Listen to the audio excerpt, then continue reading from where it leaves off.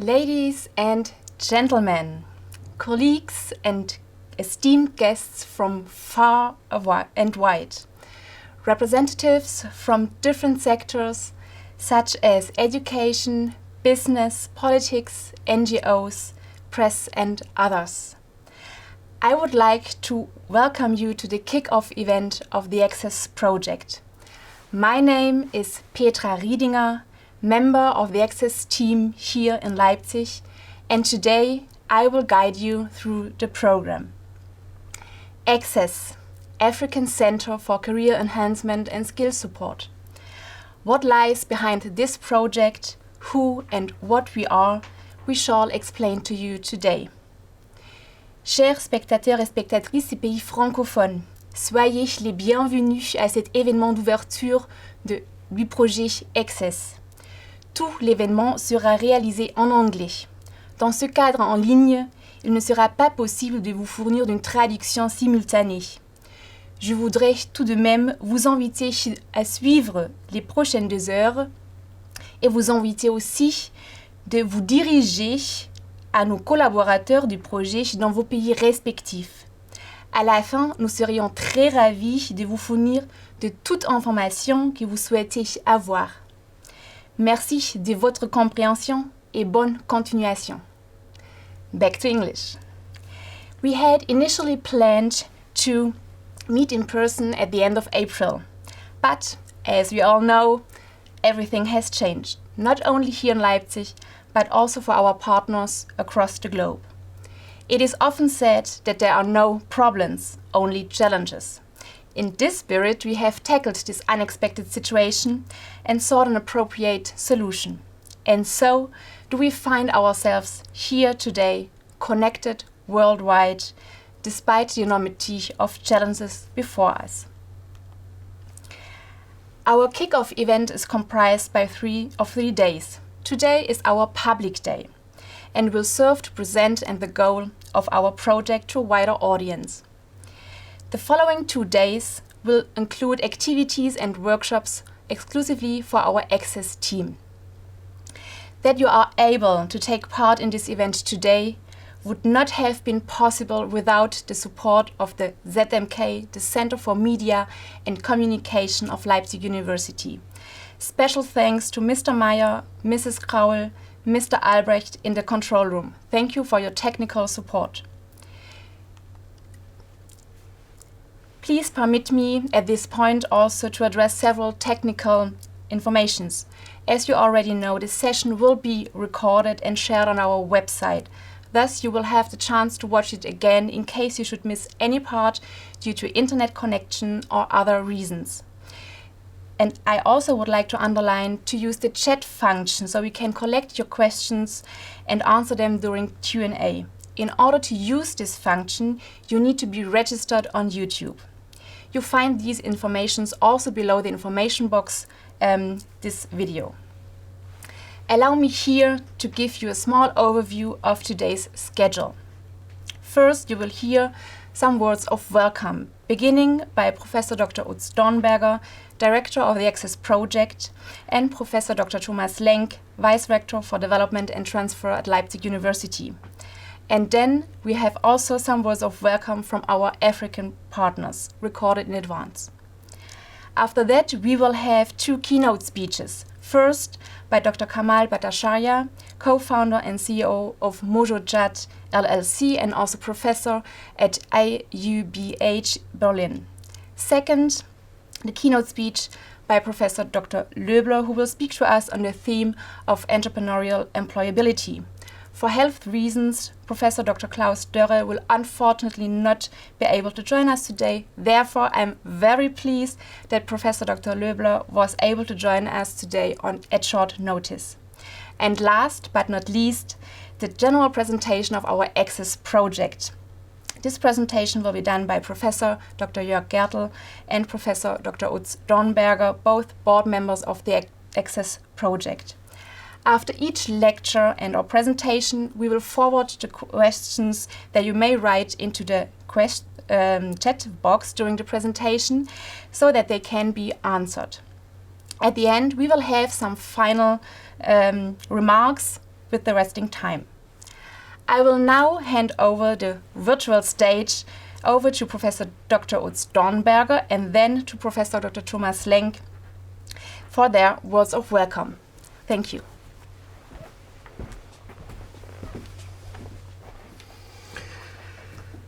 Ladies and gentlemen, dear friends in Africa, in Germany, worldwide, it's a pleasure for me to welcome you to our kickoff event for the African Center for Career Enhancement and Skill Support here at Leipzig University. You know, access is our abbreviation for our center, but it's also our motto for our project. Our main goal is in this project to promote the access of young students and graduates to the labor market in Africa, because we are convinced that one of the biggest challenges what we will see in this young continent in Africa is the unemployment of the youth, and especially also the unemployment of the young students and graduates. Here we want to jump in with our Access project. We want to build partnership between Germany and Africa in order to promote employability for students and graduates. And I hope that you will get now a very informative session about our activities in the Access Center for the next 5 years. Ladies and gentlemen, esteemed stakeholders and guests and that have gathered here today, it is also for me a great pleasure to welcome you to this kick-off event of the African Center for Career Enhanced and Skills Supports called Access.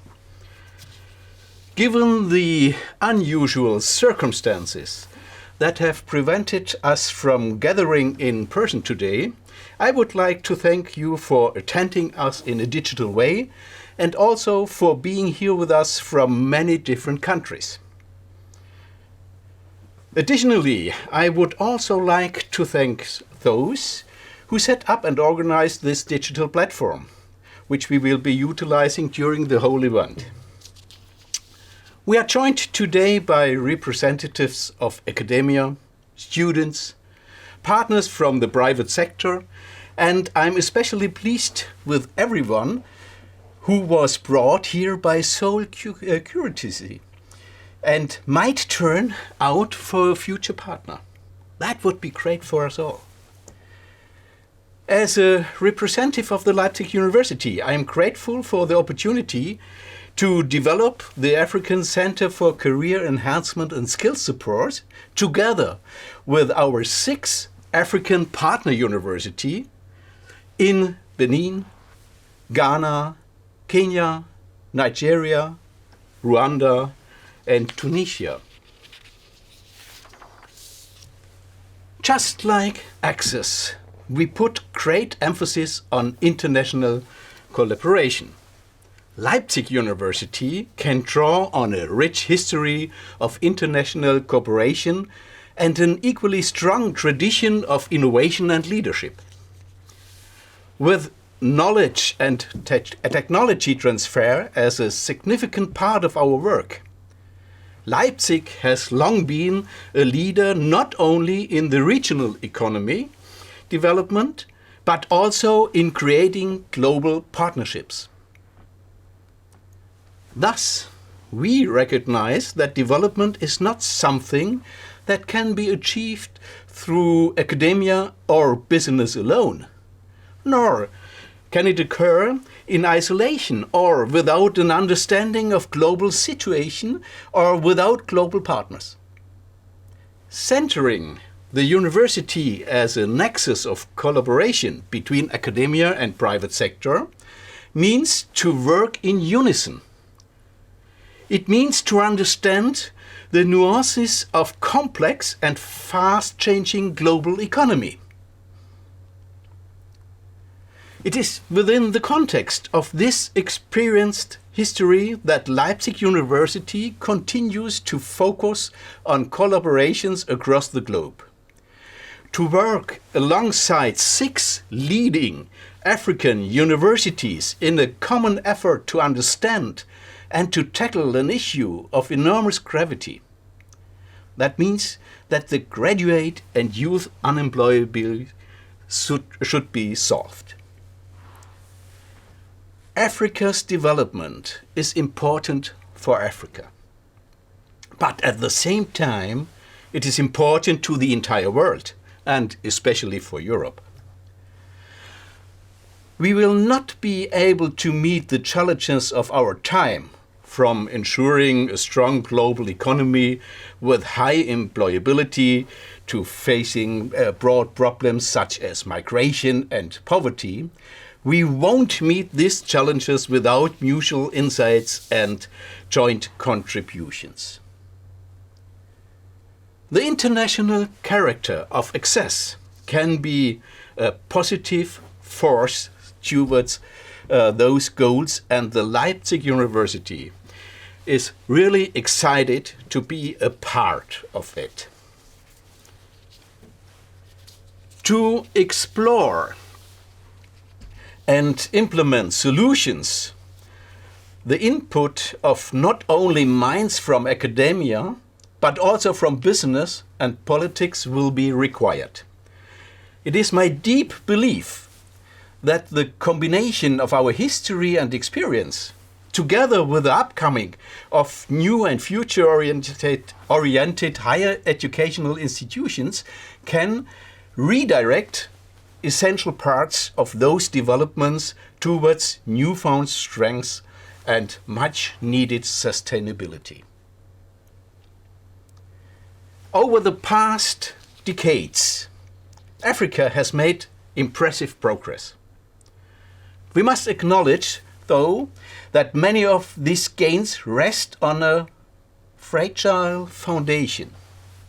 Moreover, Africa's population, being the youngest and the fastest growing of all continents already, and will further expand in the upcoming decades. This can bring enormous opportunities, as young Africans will produce new technologies and ignite new growth. However, such opportunities will only arise if those young people are being educated and trained towards the needs of their respective communities. A strong international perspective is defining Leipzig University's profile since the foundation of 1409. That's over 600 years of academic history, and does not only show where we come from, but also gives a glance on where we want to go. It allows us to build solid and lasting structures. With projects is exactly that, shaping a strong foundation to develop capacities and foster relationships. Leipzig and Leipzig University play a crucial role for the development of our region, of Eastern Germany and beyond. We are aware of that and always try to fulfill our responsibility as an educational institution. With a lifelong learning approach, we have trained people over generations to enable prosperity and initiate partnerships with regional business. We have learned a lot over those years, but we have stumbled from time to time. Improvement can derive from both, from success and failure. And we gladly share both our experiences and our success stories with our partners. And like us, our African partners play the same crucial role for the development of their regions. That being said, we can all benefit from each other by exchanging ideas and knowledge on the part of finally create tailor-made solutions to foster regional development. In the next days, The Access team will come together to launch the implementation of this trailblazing project. I wish all of us a fruitful, insightful and successful collaboration, and I look very much forward to its progresses. All the best, stay healthy and have a nice day.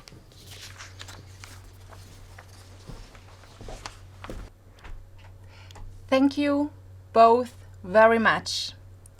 I will now direct your and our attention to the greetings from our various African partners. They will be presented in this order. From Benin, we will have the welcome words of IRGIB Africa University.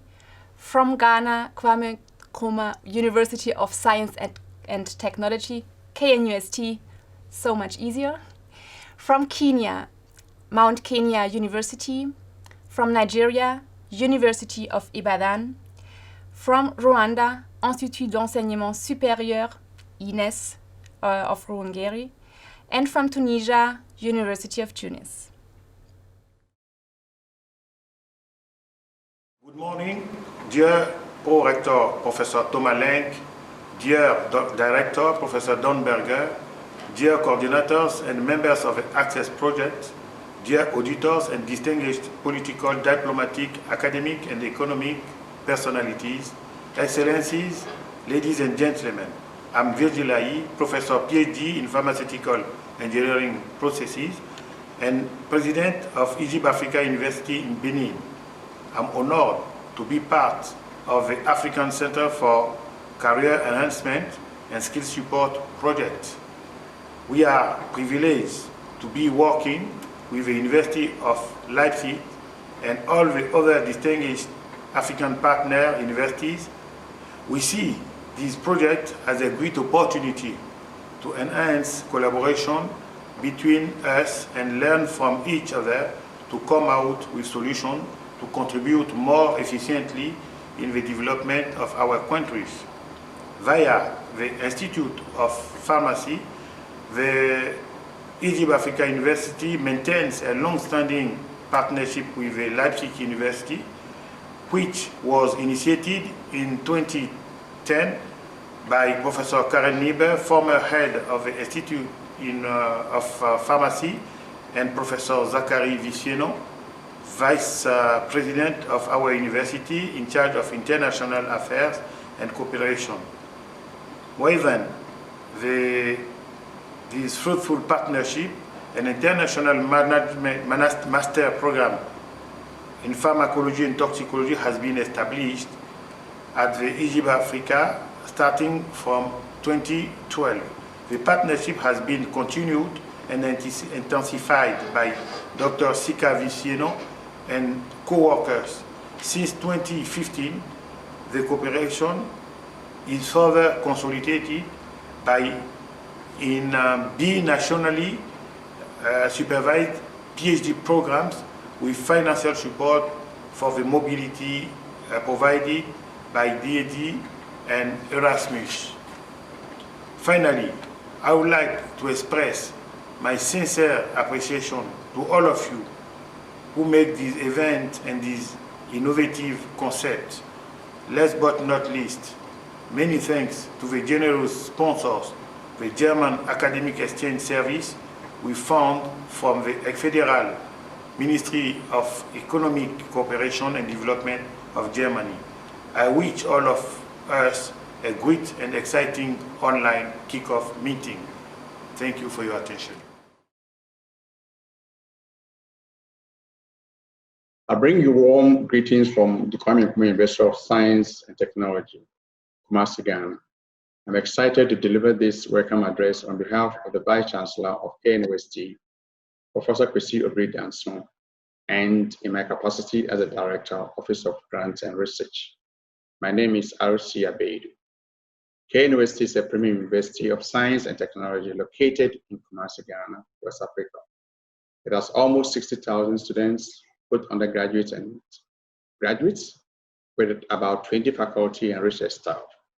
Programs offered include physical and biosciences, medicine, pharmacy, built environment, arts, social sciences, law, business, agriculture, and natural resources management.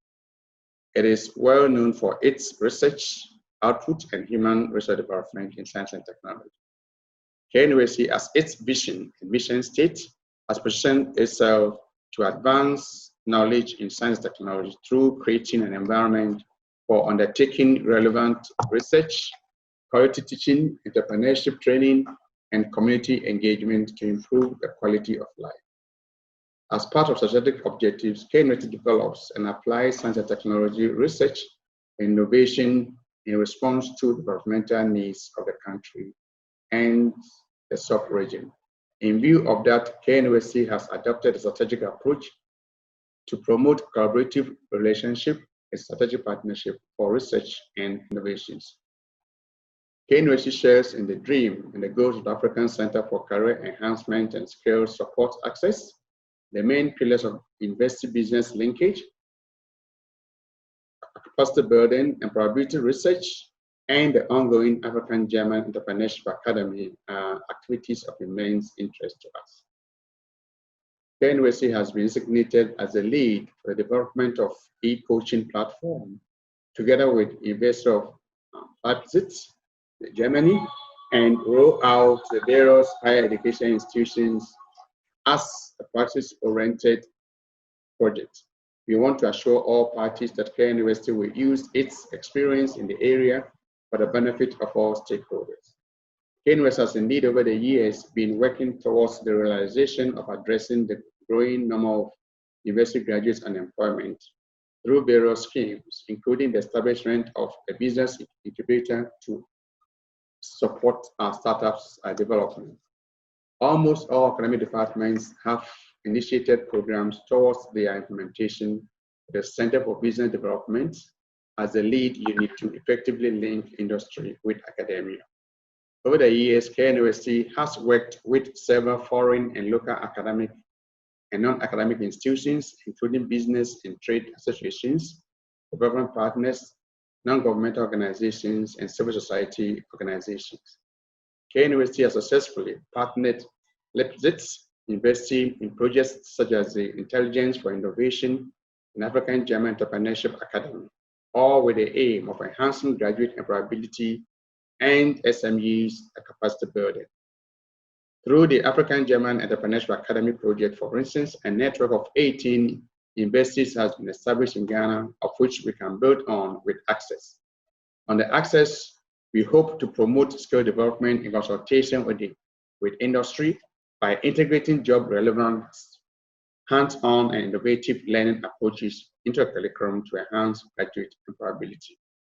KNUST and its local network of higher education institutes, together with other African partner universities and Leipzig University, we hope to draw on a strong network to contribute to successful implementation of the Access goals. We wish you a fruitful kickoff workshop. Thank you.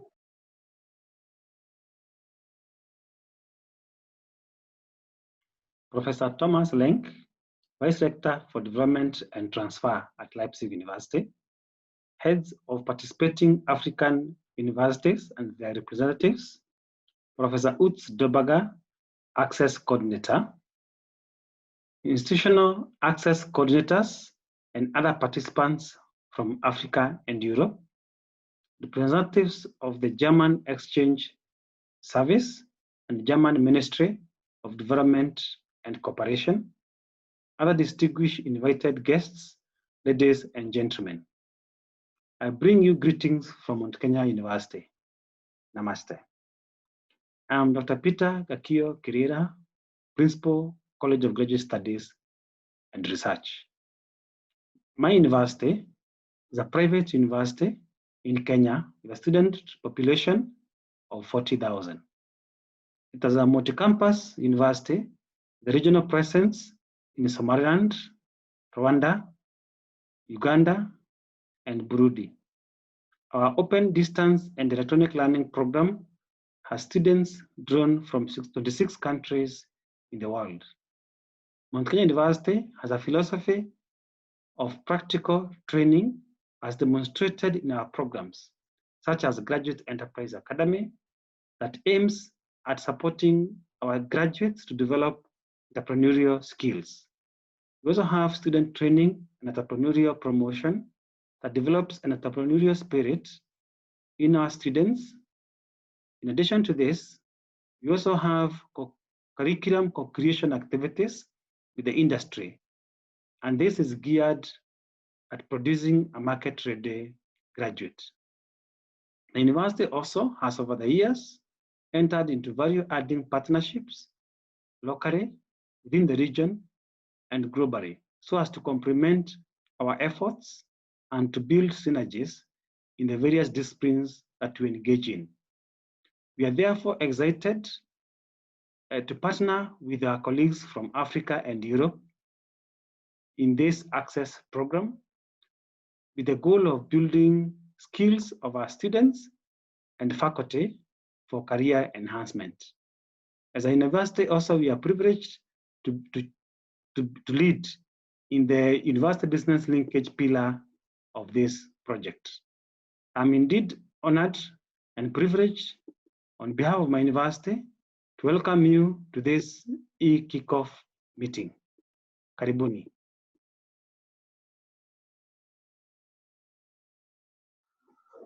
Well, I bring you greetings from the University of Ibadan in Nigeria. I would want to say that the University of Ibadan is the oldest and the best public university in the country. It has been in existence for over 71 years. It has 17 faculties, over 100 academic departments, and a total student population of a little under 42,000. In the last 5 years, our focus has been to have more postgraduate students than undergraduate students. Basically, we hope to achieve having 60% of our total student population being postgraduate students, and we have been working towards that.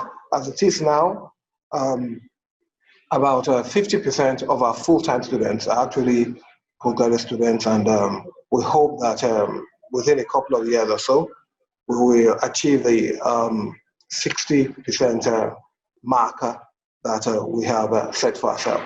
I must tell you that the University of Ibadan is very much excited to be part of this access project. This project is very much consistent with our concern and keen interest to equip our students with basic entrepreneurial skills and also all skills that will enhance their employability, not just in Nigeria, but globally. Because we are very much aware, we're very much sensitive to the fact that we now live in a global village. So our concern, our objective is to give our students the kind of training that will position them to be gainfully employed anywhere in the world. And we are very much excited about this access project because we believe that it will be a very good avenue for us to learn more and to also collaborate with partners from different parts of the world in enhancing the employability of students generally. As I welcome all of us to this all-important kickoff meeting of the Access project, I'm looking forward to the mutual benefits which all of us will derive from our collective project. And as we are meeting virtually this time around, I am looking forward to an opportunity to meet all of us physically, and I hope that that will be soon enough, as soon as the COVID-19 pandemic is over. But while we wait for this crisis to blow over, to blow away, I would want to encourage all of us that we should keeping safe. And hopefully this health crisis will be over soon enough. I am Professor Adebola Ekanola of the University of Ibadan. Basically, I am a professor of philosophy, and I happen to be the Deputy Vice Chancellor Academic of my university at this time. I thank you all very much. It's great being here with you.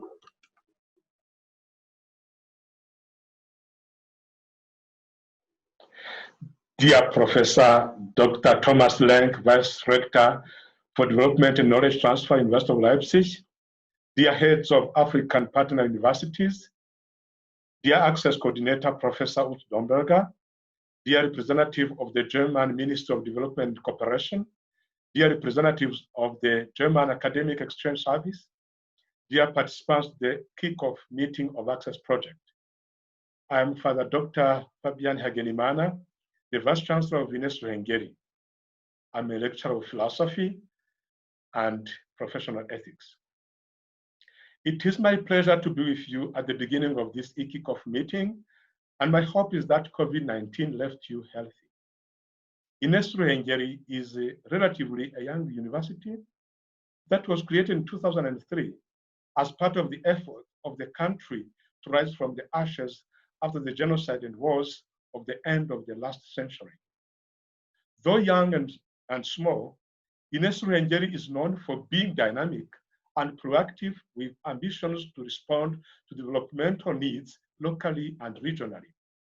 It is in the same context that upon realizing the discrepancy between academia and the labor market needs, the leadership of INES-Ruhengeri decided to shift from the traditional university teaching approach to the concept of University of Applied Sciences. Our partnership with CEST University of Leipzig through InfoIn network has played an important role in the shaping of our university vision of developing knowledge in order to serve the world. The partnership between INES Business Incubation Center and CEST gave birth to AGEA project. Through AGEA, INES developed the capacities to promote entrepreneurial education among graduates. These initiatives broaden the network among academic institutions at local, continental, and international levels. To ensure the continuity of sustainability of existing projects and to deal with the ever-changing market and educational sectors, Access Project comes at the right time to boost the efforts that promote employable graduates. Not only will Access equip young graduates with life learning skills that find solutions to existing needs, but also it will provide tools and platforms for effective transformation and evaluation of such skills. I take this opportunity to once again thank Leipzig University for the continued collaboration, the German Ministry of Development and Cooperation, the German Academic Exchange Service for sponsoring this noble partnership.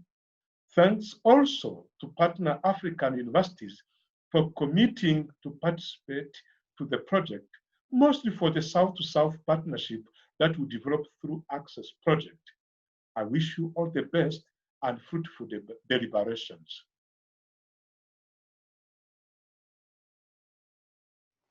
I am Tizaoui Hamadi, geographer and economist. I work at the Faculty of Human and Social Sciences of Tunis, University of Tunis, Tunisia. I am a member of the board of the Access Program, and I am the Access representative in Tunis. Our team in Tunis is nowadays made up of Mrs. Marwa Sharif, coordinator, Mrs. Soraya Garrawi, doctoral fellow of the program, and myself. The University of Tunis is located in the capital, Tunis, more than 2 million inhabitants and more than half of the country's GDP. It is among the largest and oldest in the country. The University of Tunis is the country's leading center for researches in the human and social sciences. In addition, our university develops a significant research activity. We have 13 laboratories. My dear colleagues and friends from Germany and from the various African partner universities in Benin, Ghana, Kenya, Nigeria, and Rwanda, I greet you from the bottom of my heart. After a first adjournment, our program is beginning. It is true, it is starting virtually and remotely. However, it is beginning and we are happy about it. I cannot end this word of welcome without greeting and thanking our friends and colleagues from the University of Leipzig who thought up and set up this program and this network. From this point of view, the University of Tunis is interested in the Access program for the following reasons. One, to engage in a scientific reflection on the problematic of graduate unemployment. Two, the methodology imposed by Access, which is based on comparisons with other experiences, is highly appreciated at our institute. Our specific contribution will be, in fact, at the level of component 7 of the program, the research program. Finally, we, University of Tunis, are honored and delighted to work with the University of Leipzig and the other African university. We will spare no effort to make this experience as a success. Looking forward to meeting you sooner rather than later in real life. Professor Tizaoui Hamadi, Tunis University. Welcome back. Thank you very much. Our warmest greetings to our African colleagues. We really hope to be able to meet in person at the earliest opportunity. As already mentioned, there are some changes in the program. For health reasons, Professor Dörre cannot be here today, but we are very pleased that Mr. Löbler, Professor and Chair of Marketing and co-founder of the initiative SMILE, has been able to join us today at short notice in order to talk about entrepreneurial education. Thank you very much, Professor Löbler, for being here. The virtual stage is yours. Okay, good morning, ladies and gentlemen, or good afternoon, wherever you are sitting or wherever you are listening. It's a pleasure for me to be a part of this opening ceremony of the African Center for Career Enhancement and Skills Support. And here with that title, I think this title for that center is extraordinary title because it is all about skills. This world is no more about knowledge, everything is about skills. And that is exactly what I'm going to talk about. It's about entrepreneurial employability. And employability is the difference between what I am able to do instead what do I know. We all know that we learn a lot of knowledge during our studies at university, schools, wherever we are. But finally, if we ask, well, what can we do with that? We are left very empty, and that is my concern. So being employable means to be able to do something. So in that sense, I will start my presentation with that question. So you all know that we all know how to play piano. It's quite easy. It's just to push the right key at the right time. Quite easy. Everybody knows it. But does it mean that we are able to play piano? No, of course not. And talking about playing piano is not playing piano. And that is the difference between knowing and employability. Being able to do something, having skills to do something. So let's look how classical business school would educate piano players. So they first would give lectures on piano playing. Elaborated talks about how to play piano, how to be engaged in piano playing and things like that. And I'm sure that we could do that excellently. The next thing we would probably do is we would let our students read books. And we would have a lot of lists of literature which the students had to read. And after that we think, wow, they know a lot about piano playing. Yes, they may. And then we use final exams to prove whether they have knowledge in piano playing. And they might have a lot of knowledge, but still they're not able to plan. And now we have some kind of these private business schools or advanced business schools Well, they use teamwork to discuss in groups what the hell is piano playing all about, how can we do it, how should it be done, and so on and so on. And, well, fine, and then the students present their work. So this is a presentation from knowledge. And we, of course, know that this is not what we are looking for. And that is exactly the difference between knowledge and employability. The piano player could play if he was able to do it, if he had learned to be employable. But if he does only know, he's not employable. So that is ready for competition after our education? Probably not. So we changed that here in Leipzig, and together with Professor Dornberger, I have the opportunity to conduct this SMILE program, and we also do together the CEST program. And we use different approaches for getting skills, make students more employable. And what is it all about? Let's look at that from an entrepreneurial perspective. So that is my claim. Knowledge is worth nothing if one is not able at least to do something with it. Do you think entrepreneurs learn different? So we have dealt with entrepreneurs, I think, more than 20 years now. And we have figured out how entrepreneurs are different. And I talk about entrepreneurs because entrepreneurs are the most employable students we have in the social science. So let's see. They obey rules, yes or no? No, they don't like rules. They need incentives for learning? What do you think? Make your own opinion. I think no, they don't need, because they are interested in everything. They are motivated intrinsically, entrepreneurs, real entrepreneurs. I'm not talking about those entrepreneurs who have to be carried to their entrepreneurship.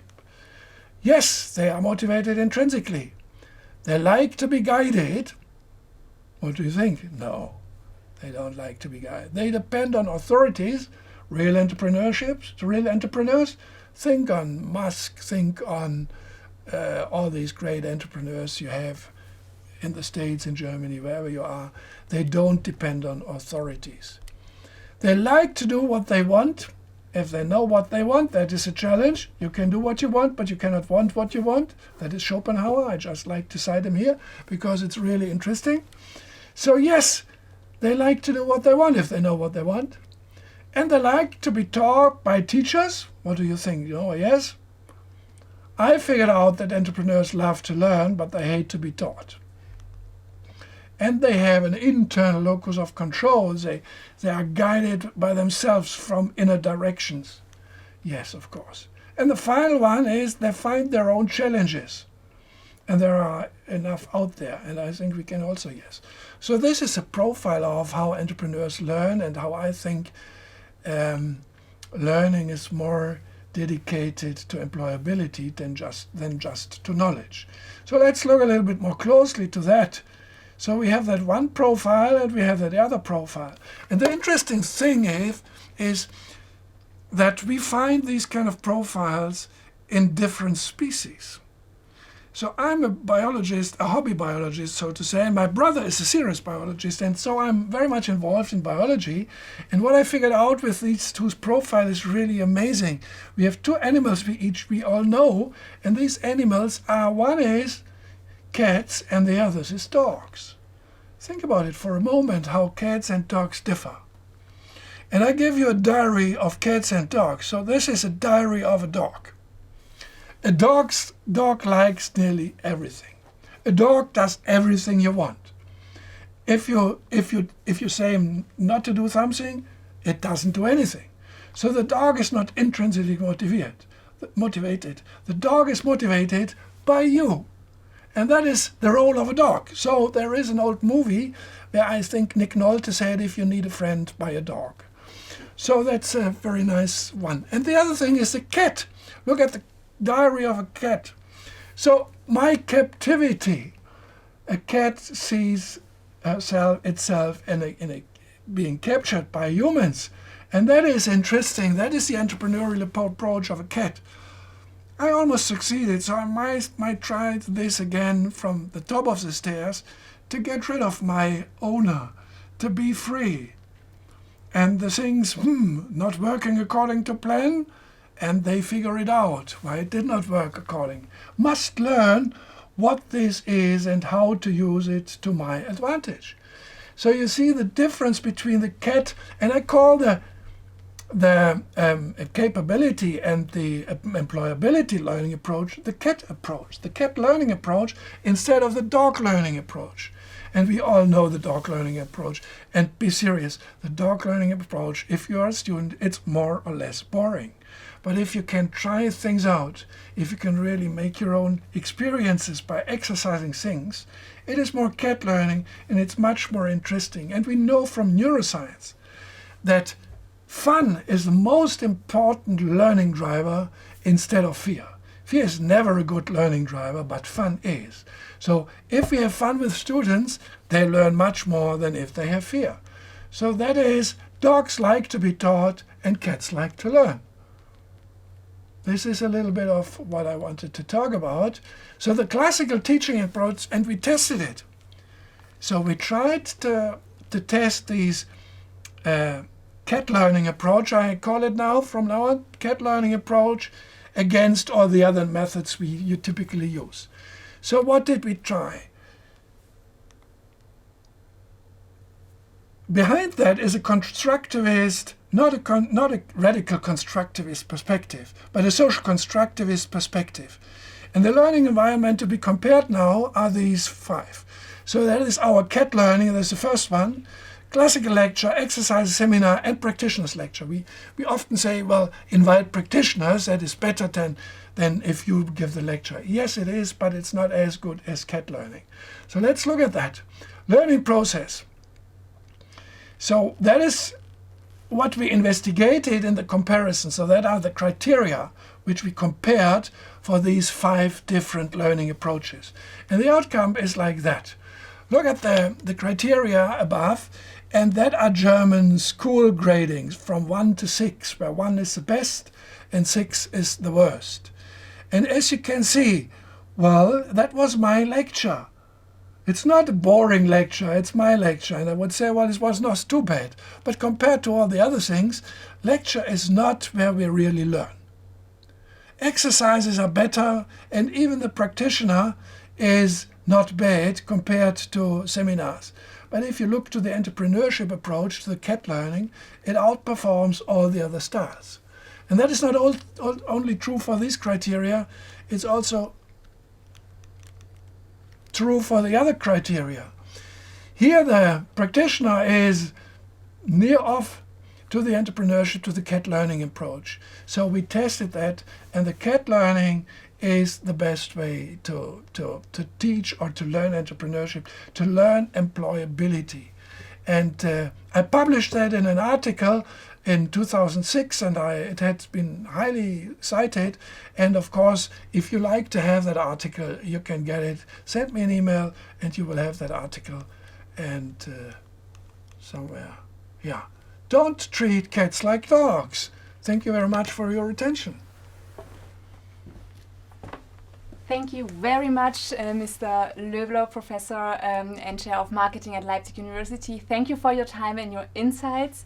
I would now like to ask you the following questions from the audience. And the question would be, do you think that every employer within a company has the capacity to become an entrepreneur? Well, I would say no. Simply no. Not everybody should become an entrepreneur. Sometimes you need people who just follow some entrepreneurial ideas. You need people who are excellent back office people, for example. They do not need to be entrepreneurs. But in the important decision-making and risk-taking positions, you need more entrepreneurial skills than in the other positions. So I would distinguish that depending on the position the people are in. Okay. Thank you very much. That was it. Thank you for your time. Once again, it was at short notice, so we are very pleased to have you here. Thank you for your time and your insights. Thank you again, and have good luck with teaching cats. Thank you. Thank you. Well, as we know, the program has changed a little bit. So right now we will go back to the keynote speech of Dr. Kamal Bhattacharya, co-founder and CEO of Mojochat LLC and professor at IUBH Berlin. So I'm very pleased that he is here, that he can be here in Leipzig to give his keynote speech. Dr. Kamal Bhattacharya, welcome. The virtual stage is yours.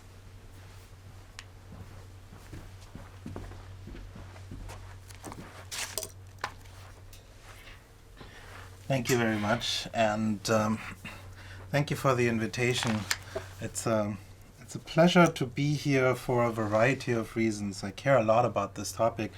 I spent the last, almost the last decade in Africa, specifically in Kenya. Kenya was my home for the last 8 years, and I built institutions, the IBM Research Center in Africa, which I started. I worked as the CEO of the IHUB, which was one of Africa's largest entrepreneurship hub, and now merged with the CC Hub in Nigeria. I also worked for an iconic African company, Safaricom, as the Chief Innovation Officer. I had the fortune to work with many governments and universities across the continent with a strong focus on sub-Saharan Africa. So I've been really fortunate to spend a great time of my life on the continent, and I've been back here in Germany for not even a year. And it's great for me to speak about these topics because I do miss the continent, and I have had the time of my life, and I'm still in touch with a lot of other efforts. But I wanted to talk about this whole issue about the role that the industry plays in developing sort of the skills and the future talent of Africa. We've heard over and over again today about the demographic dividend that we all heard about now for quite a few years. I think the question, of course, why graduates are not finding employment is a little bit challenging because there are also not enough jobs. So, finding employment depends a lot on whether there are enough jobs, and the reality is that there are not enough jobs. And if we kind of ignore that point, then we will miss on one important part, which is, in what segments do we have to see more industrialization, and what is the role of universities in that? The second thing for me is what I've always found very interesting is that I've built hundreds and hundreds of people, especially in the ICT space, that went through, one of the institutions that I built, even for the startup that I'm running right now, which is a digital training platform, in fact, for communication skills. My tech team is, in fact, from Kenya. They came to Germany with me. So I spend a lot of time developing the skills, and I've also spent a lot of time trying to work with universities to understand, well, are you developing the right kind of skills that, for example, a company like Safaricom or Equity Bank or take any bank or telco needs? And the answer is as much yes and no as the German university system is developing the right skills for the local industry here. The complaints are the same in the United States. The complaints are the same everywhere, that the university system is inadequate in developing for the market. That, of course, is a moot point. The question really is the industry engaged enough with the universities to say what they actually need? Universities don't necessarily always have to teach the latest and greatest technology, for example. Universities have to teach scientific foundations that last longer than an individual technology. In my field, ICT, technologies refresh approximately every 2 to 3 years. Universities can't follow up on this. Some of the fundamental concepts are still there. That's the job of universities to teach. one of the key challenges that I've seen across many African countries is that the industry is not present in universities. Once in a while there are some sponsored courses, there are some sponsored partnerships, but in terms of the depth of internship opportunities, the depth of engagement is very, very limited. And I also see that oftentimes the university miss the opportunities to actually, for example, hire industry specialists as guest lecturers for technical disciplines. And that's something that I hope this program at some point will address as well. I think there are some policy issues that I have also worked with the Ministry of Education in Kenya, specifically where the ability, for example, for also foreign lecturers to work at Kenyan universities was very, very limited. For example, I was never able to actually teach at a Kenyan university, even though here, I'm a teacher too. I'm a professor here at a technical university. So there are lots of opportunities that we are missing, which also come from policy issues. Now, I want to just talk a little bit about what the future holds in terms of the linkage between university and the industry. One of the things I would like to emphasize is that in the last 10 years, we've seen tremendous growth in Africa driven by the growth of the telco industry. That era is coming to an end. It is still a great sector to work in, but you can see that there is much more consolidation happening in the telco sector, and that the growth of mobile phones is eventually plateauing. And thereby, I think the hope of understanding how we drive growth and also employability in that sector has to be seen rather limited. The tremendous double-digit growth of the telco will come down to whatever the global average is, which is somewhere around single-digit, mid-single digits. So that will limit the opportunities for young students and the abilities for them to consume, especially in the technical sectors, a lot of talent. The biggest opportunity is the transformation of the agricultural sector, which I think is absolutely important. The agricultural sector in many African countries is a root cause of significant poverty. It's oversized and it needs transformation. Many countries have the right policies in place. We don't have the right skills to support it, and oftentimes not the right political will to support it. Many agricultural institutes at universities in Africa, I think, are world class, but not rightly emphasized with the tremendous mission that these universities can play to, I think, especially in the next decade, drive significant country level, region level transformation, and also create jobs in an area where people seem to be running away from. STEM is clearly gaining importance. I've worked in the STEM space in Africa, in sub-Saharan Africa quite a bit. I think this needs to be emphasized more. I think we need to get more people into STEM fields, but again, this is a challenge also from the university system perspective. I do believe that we need to get a lot of universities out more into the global research field, more into forums like this one, more into participation in European grants or into global grant systems, to participate and get young researchers exposure to what is happening on the global space, which I think will affect the way how they teach and how they train skills. The final point that I wanted to make is I'm not sure if the universities alone are always the solution, or if they should position themselves as always being the solution. You see the German model of having, even in the STEM field, for example, 3 different layers of specialization, where each one is catered to by a entirely different school system almost, is an approach which, oftentimes we in many African countries, we've been looking at this purely from the differentiation between vocational training versus university education. I've been working with many governments to think through the problems of what different types of universities could actually look like, and also what new ways are of teaching people closer in industry collaboration that may not necessarily work in the traditional university concept. I think there is tremendous potential in sub-Saharan Africa especially, but also with the focus in many more advanced North African countries. I've been delighted to see Tunis being involved in here.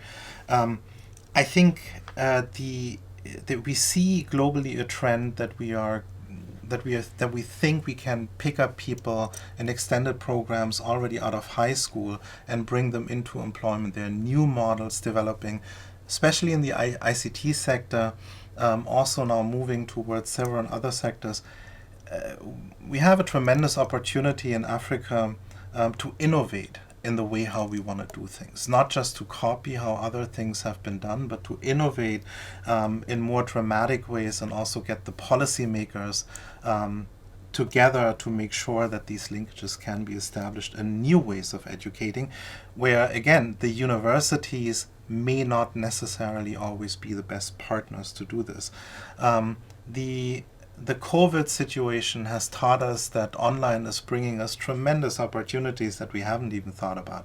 And as we are seeing, we're doing this now globally.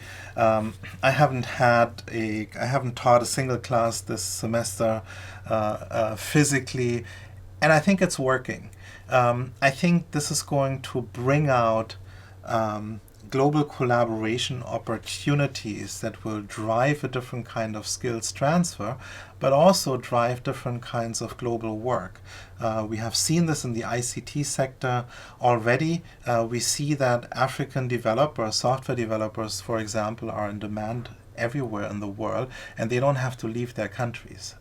They don't have to necessarily be part of the brain drain that we suffer in Africa in many different places, but they can work from where they are and globally engage in these places.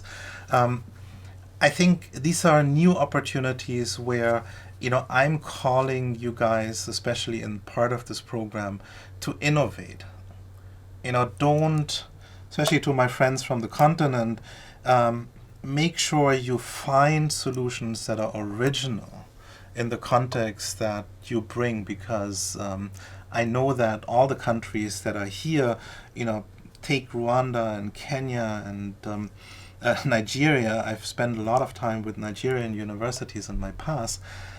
There is tremendous opportunity in terms of the skills base and the policy basis to innovate and come up with radically new models to both help industry transform and drive societal transformation and create new types of employment within Africa. I wish you tremendous success with this program, and happy to hear over time how things are going.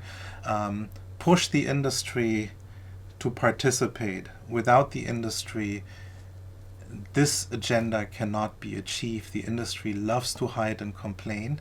I know that because I spent my entire career in the industry, so I can attest to that, especially to my friends in Kenya. The great companies of Kenya can do more, same in Nigeria.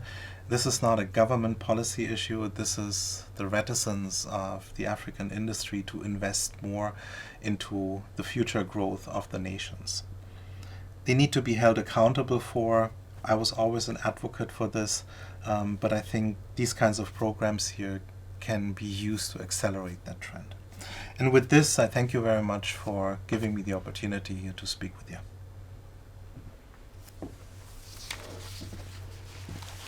Thank you very much, Mr. Kamal, for your insights, for your speech about the potential of young talents and the role of the private sector in Africa. Sorry that I missed this out before. And I would have two questions from the audience so far. First would be, with the development of technology, the employment rate in the agricultural sector will decrease. How could we tackle that challenge? I think it's a great question. Look, you have to, my perspective on this, and this might be very simplistic right now, right? Look, you know this better than I do.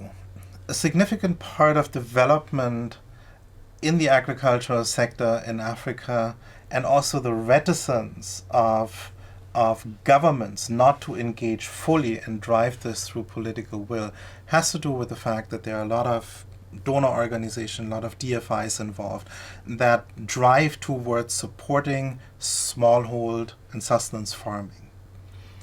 As much as I understand sort of the humanitarian aspect of it, the reality is that industrialization of the agriculture is the right solution. What that means is a shift from moving away, how do we support the small-scale farmers, towards how do we make the share of, how do we drive down food cost? It's as simple as that, right?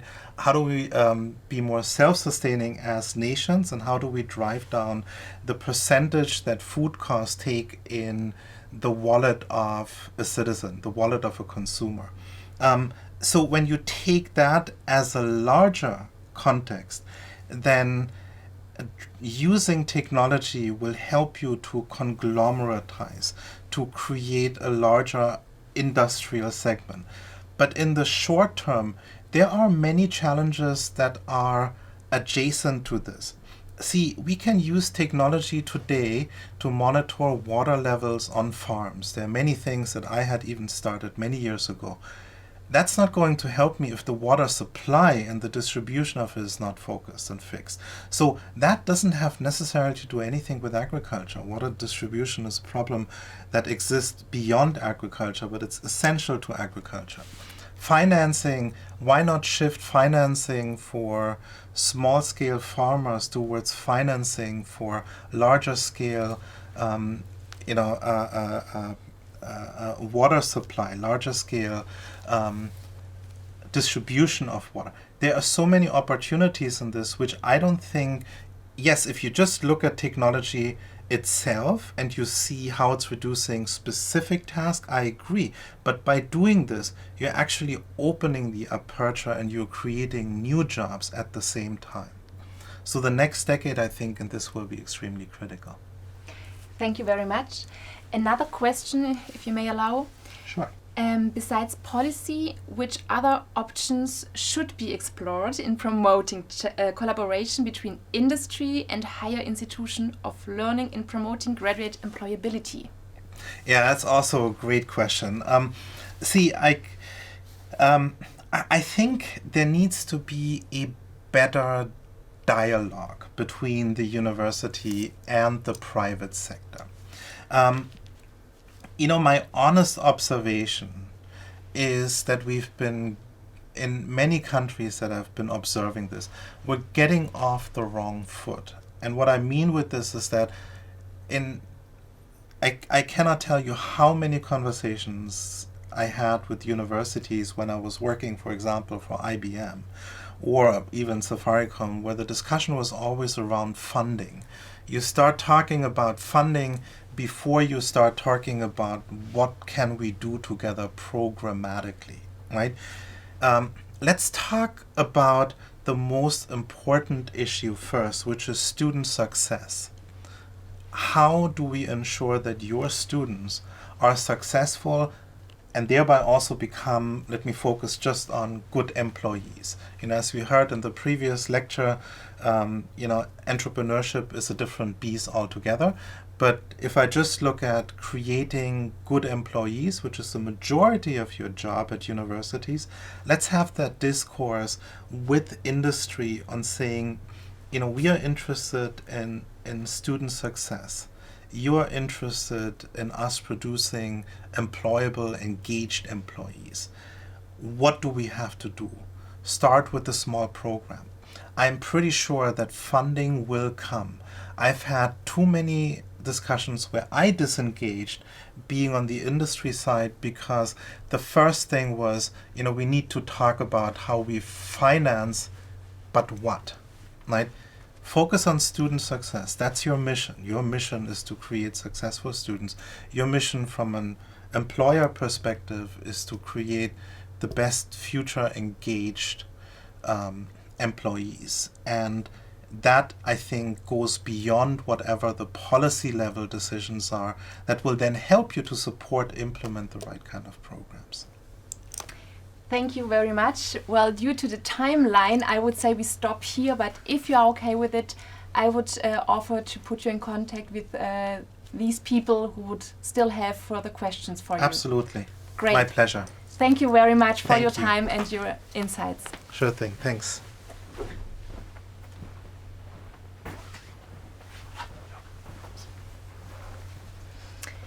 Well, thank you very much for all these speeches and very interesting keynotes. Thank you very much for joining and for your questions. As already mentioned, we will forward your questions and give you the possibility to get in touch and contact with them directly. We are now coming to the final section of our public day, the presentation of the Access project itself. I'm pleased to now welcome Professor Dr. Jörg Gertl and then Professor Dr. Utz Dornberger, as already said, both board members of the project, and they are here today to introduce the project to you. Thank you very much. Thanks, Petra. That was a very nice introduction. Welcome everybody to this kick-off meeting, also from our side, from the program side. We have a joint presentation. I'm doing the first part and Utz is going to continue for the second part then. The first message I like to give before I start with the challenges is that it seems to be very important to know that this is first of all a co-learning project. So we are not coming and start from the scratch. A lot of you guys out there have experiences over years, over decades. There are experiences out in different parts within the society. So we are not coming and telling what to do, but we are coming to learn together with everybody in this context. And I think a program, as we develop the program, should really be open and try to include whatever we have as findings in it. So that's just as a disclaimer at the very beginning to know that we are not coming and presenting ideas which we then have to implement. The story is very easy, I'm starting with, but the implications are quite challenging. The first line of the story is, of course, that the student enrollment rates dramatically increased over the last decades. So if you just look into the right slide, you can see that the increasing enrollment rates in Africa, for example, in sub-Saharan Africa, on the bottom line, is very visible, and even more so if you look into the line and the development in North Africa. So the number of students increased from 200,000 in about 1970 to more than 10 million in 2015. This holds also true for the institutions. So the development of the African universities during the last 50 years is dramatic. So from 1969 to the last years, we can see that they sort of tenfold, from 170 to almost 1,700. So the institutional development also is in the same pace as the student enrollment rates show us. But this is not coming without problems, as we know, or challenges, as we like to put it, that a lot of young unemployees are around in Africa, North Africa and Sub-Saharan Africa, and the figures speak for themselves. Just as you look into, for example, Tunisia or Ghana, you just see that the numbers are above 20% of youth unemployment, and sometimes even these numbers are false numbers, and in reality, in specific pockets, youth unemployment is even dramatically higher. This is not coming without political impact, and from my personal experience, for example, it is very clear that, for example, what happened during Arab Spring in North Africa is a massive challenge about and towards sort of government policies, and of course looking and demanding better employment opportunities from the perspective of young people. So it is clear that not only North Africa, also in Ethiopia, and if you look into Rwanda and other countries, the challenges faced by the governments and the challenges on the other side faced by the young people themselves are dramatic. So I really like to start this last and I think the most important slide I'm presenting here with a quote from Lisa Herzog when she said, well, labor we have to consider is more than income, and more necessary as well is that if we think, and we heard that term this morning, about innovation. Innovation is always based on the work of manys. So we are not looking into something as a problem where the individual is exposed to something, but always families, networks of people, networks between people and enterprises, networks between universities, enterprises, and so on. So to tackle the problem, we probably have a very close look into the labor market conditions and the challenges in that. And we know there is a dynamic digitalization going on, and this is impacting on the labor market. We know that the linkages between the formal and the informal sector are growing, that we know that the relations between them we need really to understand. And we know also that the migration and brain drain problems, not only in North Africa, but for Africa in general, are exposing predominantly those people who are the best educated, and they are going out of the country, and we have to think about possibilities to hold them and bring them back into their countries. From the state's perspective, just again only 3 glimpses about the spectrum of problems which they face. We know unemployment graduates are posing a political pressure, and this is for good reasons. A lot of money went into their education, as we see, and for the governments, of course, this is combined with often insufficient taxes when people try to avoid tax paying, being in the informal sector, being in the formal sector, or even being sort of in situations of subsistence economy. So how the state can command over resources if the tax flow is weak. Then we know that during the last decades, with the structural adjustment programs, the state lost a lot of public workplaces and therefore the possibility to command over jobs and to offer something. So the private sector became into a different position, a stronger position. And again, the educational question comes in with sort of, should I invest as a family, as a person, as a network, and to educate somebody from my family during and via the university, and I'm ready to spend a lot of costs in it, if the access to the labor market at the end is not guaranteed or is difficult or even ends into a situation of unemployment. So what are the missing skills? Which kind of skills do we have to find out? This is part of the project. And what can we do from a university perspective in Africa and also in Germany to sort of strengthen the normally very weak enterprise links? Last but not least, of course, if we look into the graduates and the situation of the graduates themselves, we have to face gender gaps, as we have them in Germany. A lot of gender gaps sort of structure the access to the labor market. So what is with all the female inactive people which received high employment and sort of after marriage are sort of in a situation of inactive labor participants? What about the payment gap between male and female people?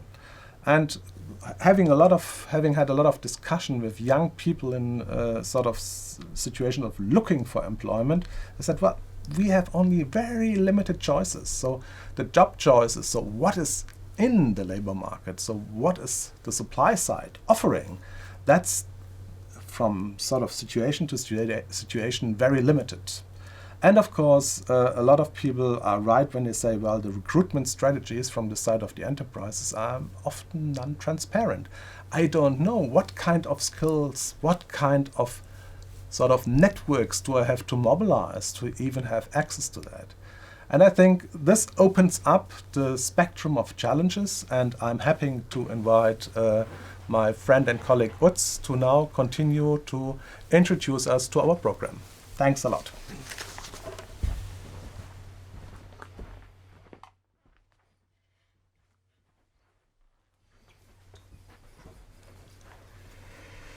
So, ladies and gentlemen, now the question is, of course, what is our approach? What we can do now together in a cooperation between Germany and the different partners in Africa in order to promote employability for young students, for graduates. You know, in our discussion with our partners in Africa, we got it quite clear that at the end of the day, yes, we have to develop skills and competencies. And in some way we can also see already from the presentations before, yeah, we have to think about entrepreneurial skills and competencies, but not everybody can be an entrepreneur. So we have also to think about intrapreneurial skills and competencies for those students and graduates who want to become an employee in a company. So quite clear, we have to discuss it further. We have to see what type exactly of skills and competences we have to develop here. But what is very, very clear is we have to be fast in this. We as higher education institutions, because unemployment is now. You have seen it in the figures presented by Jörg. We have to act now and we have to come up with solutions now. And we have to reach as many as possible. That means this is not a small problem we are working here. This is a challenge which we have seen. It's in a lot of countries, and for a lot of students and graduates, it's a big issue to get a job and to develop their skills and competencies which qualifies them to get a job. And finally, we have to create sustainable structures here to work together in order to promote employability of graduates and students.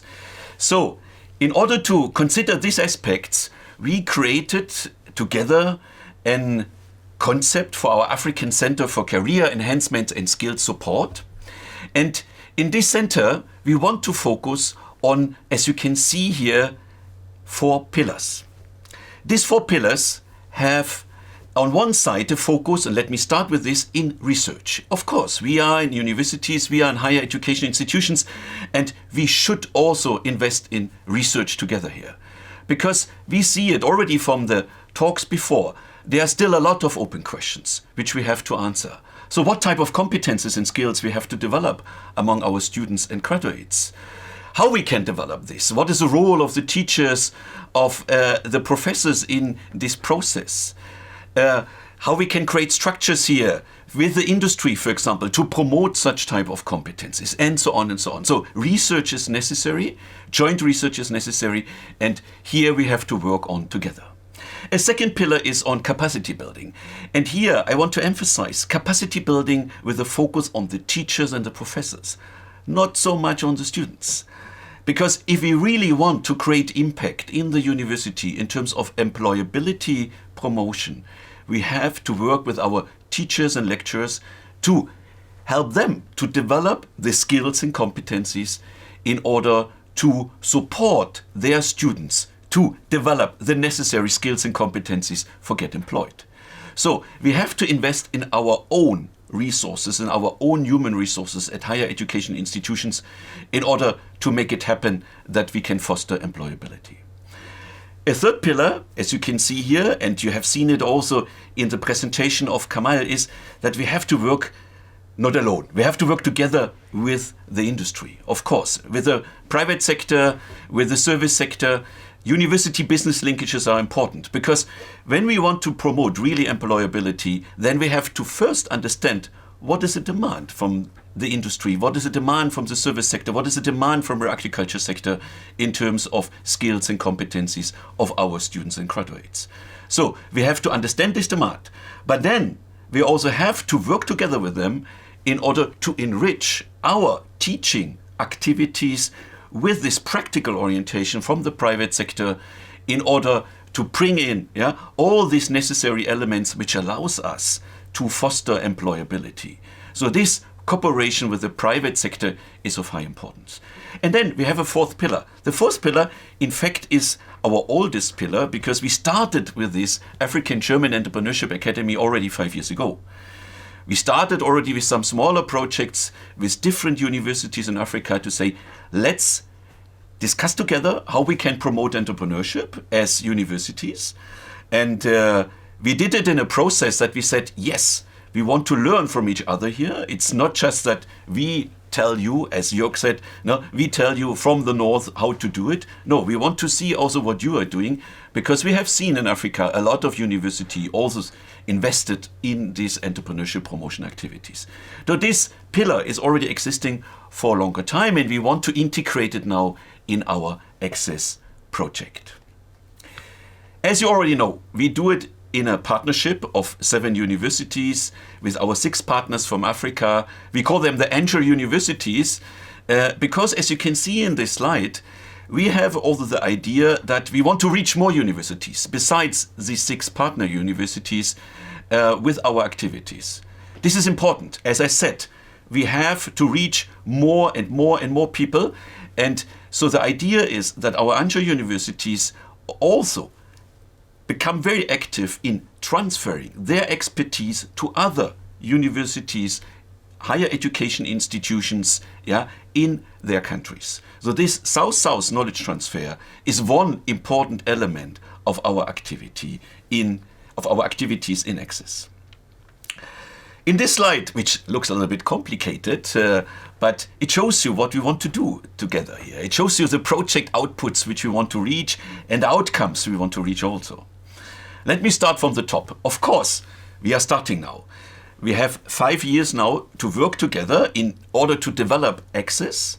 And it's important for us in such a big partnership also to come with clear procedures and processes and communication channels so that this cooperation can work very well. And of course, we see this partnership here as a starting point for creating much more projects, first of all project proposals and then projects, in order to promote employability in the continent, in Africa. And I think also the other way around, in Europe, in Germany.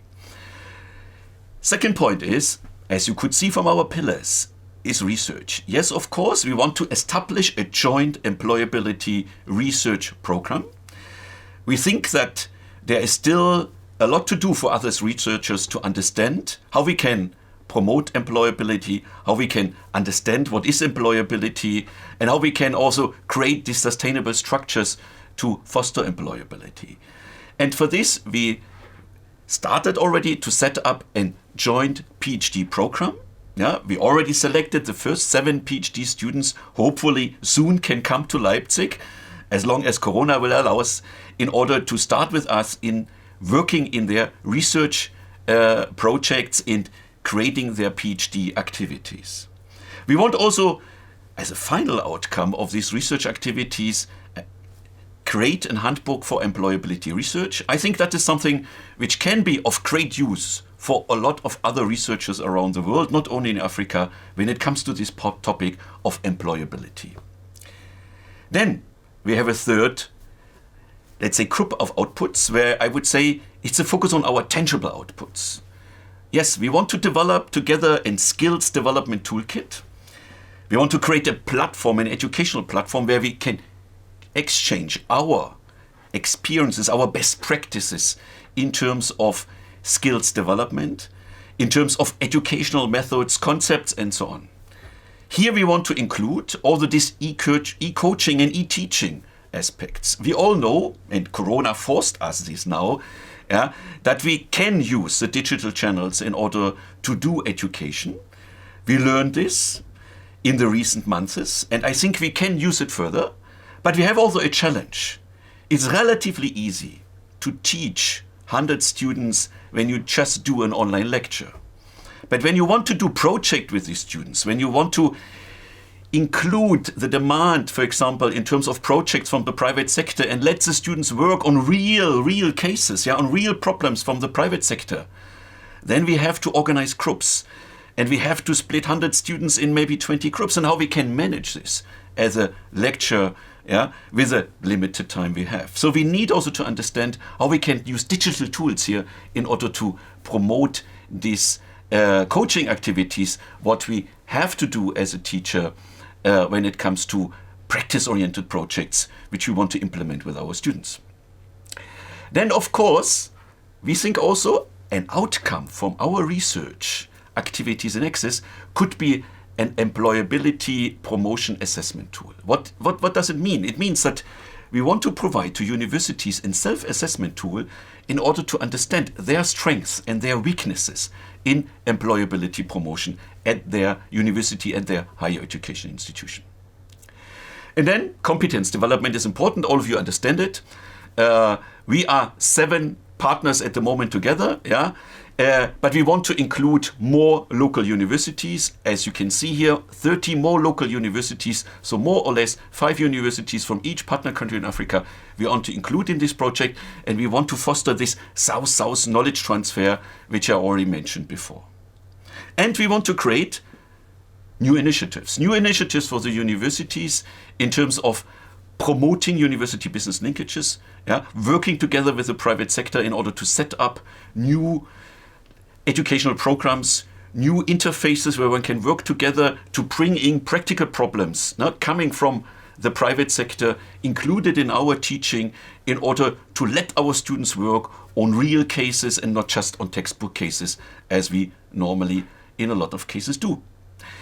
We also see that universities should work more on helping students to develop their careers.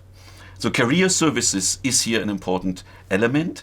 Why? Because it's not enough for us as universities just to say, yeah, we transfer knowledge to our students and what they do afterwards with this, it's their task. No, we have to help them, yeah, to develop the right skills, and then we have to help them to get linked to the jobs in the private sector, in the different industry, service, agriculture sector. And here we have to be much more proactive as universities. I think that is very, very important. That is our role as a motor also for economic development in a region, that we have to be proactive, going to the labor market, checking what is the demand, responding to this demand via our educational programs, and then also helping our students to get the right jobs in the market. And all these activities, these are the project outputs which we want to get, and this should create outcomes, as you can see on the right side of the slide, to create a bigger network of, at the beginning, as you see here, 37 higher education institutions in Africa, but hopefully we will become much more. And you see here already that, of course, there is a chance for other higher education institutions from other countries than the 6 mentioned before. You can join our Access project. We can work also together with you in order to help you in your activities to promote employability. As I said, hopefully this Access project will be a platform for multi-actor partnerships where we create much more projects together in order to promote employability. We will focus on our research, and at the end of the day, you see here, we will contribute to the SDGs. And that is important, and that is also the interest, what we can see from our donor. Because you can understand, all these activities we can only do when we have money. Money is important also for our activities.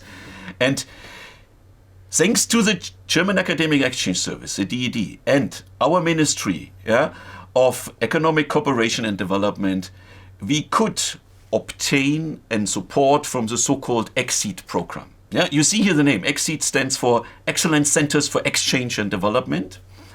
And in the recent years, the DED, together with the ministry, was supporting now is supporting now 12 of such centers in different universities in Germany, and of course with all the international partners around the world. The focus is not only on Africa, as it is in our project. And the idea of the DED behind this is that in partnerships of higher education institutions between the North and the South, we can work together to contribute strongly to the achievement of the Sustainable Development Goals. And we have to do it in a way that we are able to transfer our best practices around the world. So we have to create visibility of what we are doing here. So transfer, showing to the rest of the world what we're doing is very important. And at the end of the day, creating a long-lasting impact in the world, and in our case, in case of Access, in the employability of students and graduates.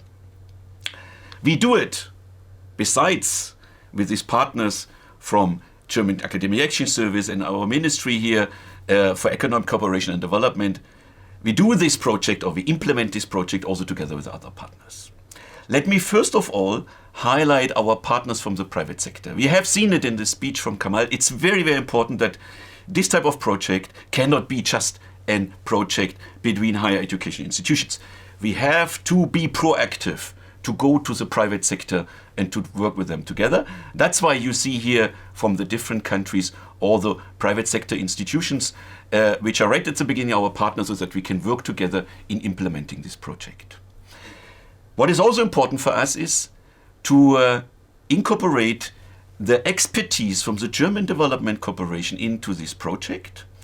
We have several organizations in Germany working on the international level, working in different type of projects in the global south. One can mention on one side, for example, the political foundations, as you can see here as an example, the Konrad Adenauer Foundation. But we have also to mention these development cooperation institutions like SEQA, for example, like Bread for the World, which are important partners for us also to get them involved in our activities, to listen also to them, yeah, to understand, yeah, or let's say to get their critical feedback on what we are doing. Because I think we need this also. We need this, yeah. We need this feedback from these practitioners to tell us, okay, what you're doing here, yeah, is interesting, or you're going on the right way, or we have an opinion that you may be going also sometimes on the wrong way. And so we want to include all these players in our board, in our advisory board, so that they help us to understand, yeah, and to reflect really what we are doing, and that we can achieve, yeah, the outcomes you have seen in my slides before. So I would like to invite all of you, yeah, listen to us, to join this initiative. Let's go forward here. It's a great challenge on what we are working, employability of students and graduates. But I think we have to work on this now, and we have to do it fast, and we have to create this outreach, yeah, with our activities on. So at the end of the day, they really create an impact in this topic around the world. Thank you very much. Thank you very much for this very detailed presentation. I hope some of the questions asked already at the beginning of our kick-off event have been answered. So I would now address to you the following questions from the audience.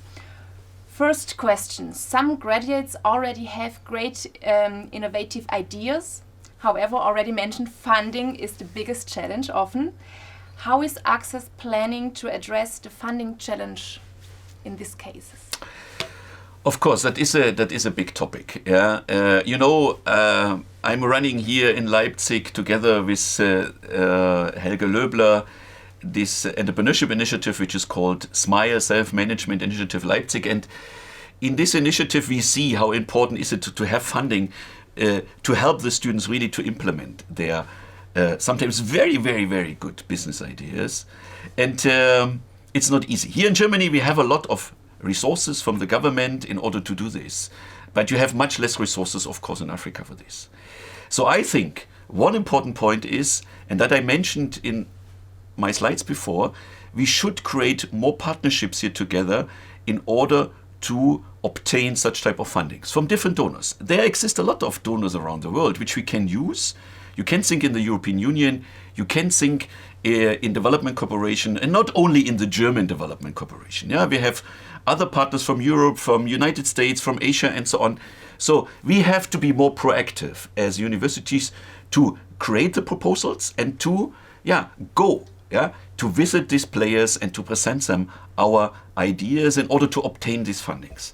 So that is one role what Access can have, to create this, as I call it, multi-actor partnerships, in order to obtain such type of fundings, so that you can use this money then in order to promote your students. Thank you very much. A second question: what is about the young people who are already finished with the study and currently without jobs? That is also an important question. You know, as universities, we have a tendency to work with these people which are still, let's say, in our walls, the students, and with them we work, and when they leave our walls, so to say, then normally we forget about them a lot. I think that is something what we have to change.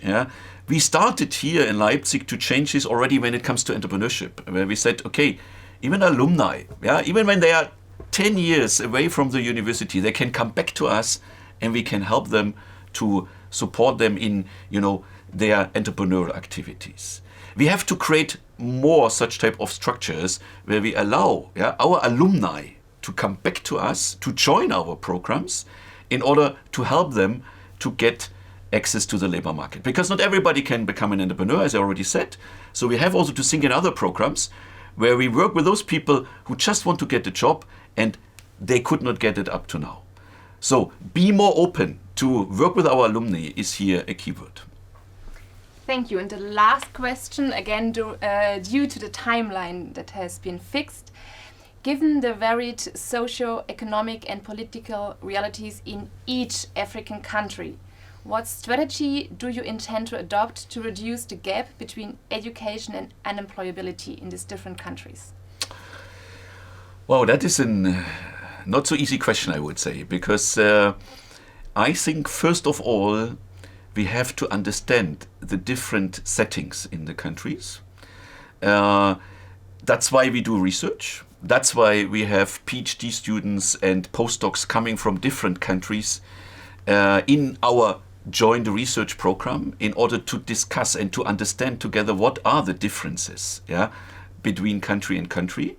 Because I completely agree with you that it's not Africa, and we can say that is one continent and all have the same challenges and problems. We have to understand the specific situations. We need to research them and then to develop also tailor-made solutions. But here once again, what I would like to highlight is that what is very important that we already have quite a lot of interesting solutions. What in my opinion is missing is this exchange. Is this transfer of good practices, of good solutions from one country to another country. Of course, there cannot be 100% transfer and then, what works well in Nigeria, now you do it in Tunisia in the same way. We need to be capable to adapt it, and that is our role as universities also to get knowledge from somewhere and to adapt it to our local conditions. That is what we have to do. But I think that is one of the main tasks of Access, to facilitate this transfer of knowledges and best practices. Thank you very much. As already mentioned, if you have further questions, please contact us. The contact details will be shown at the end. Ladies and gentlemen, we have reached the end of our public day. A somewhat different kick-off than we had planned. But I want to thank you on behalf of the whole Access team for taking part today. If any of you who are watching and who are interested in being part of the project, as already mentioned, feel welcome to contact us.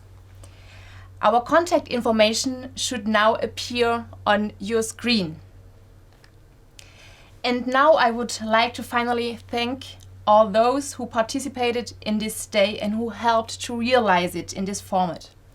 First of all, my colleagues of the Access project here in Leipzig and over there at the other side of the screen.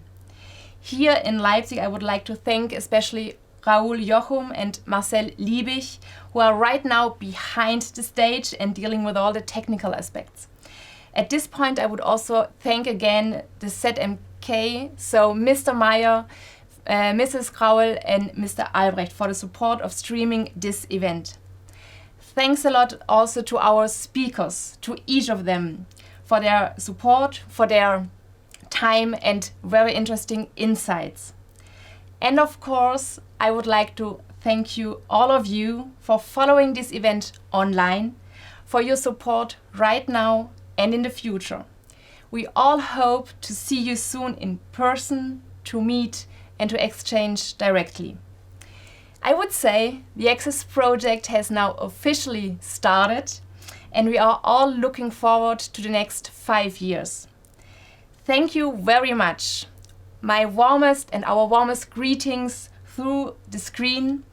I wish you a very pleasant afternoon and or evening, depending on the time over there. Take care, stay healthy. I would say auf Wiedersehen, au revoir and goodbye. Thank you a lot.